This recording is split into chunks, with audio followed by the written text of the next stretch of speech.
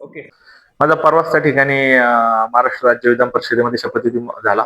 काल मी आमदार म्हणून विधिमंडळात सहभागी झालो चर्चेसाठी. काल मी अनेक प्रकारच्या चर्चा, लक्षवेधी त्या ठिकाणी बसून ऐकल्यात. माझा पहिलाच दिवस काल होता. मला आता पुढच्या आठवड्यात पण मी सेशनमध्ये बसणार आहे. मला सगळ्या गोष्टी शिकून घ्याव्या लागतील.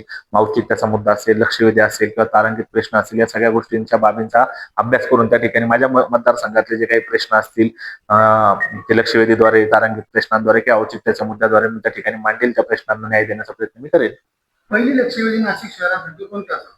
नाही, अजून असं काही ठरवलं नाही. पण नाशिकमध्ये आगामी काळात कुंभमेळा होत आहे. त्या कुंभमेळ्याच्या निमित्ताने नाशिकमध्ये हजारो कोटी रुपयाची कामं त्या ठिकाणी होत आहे.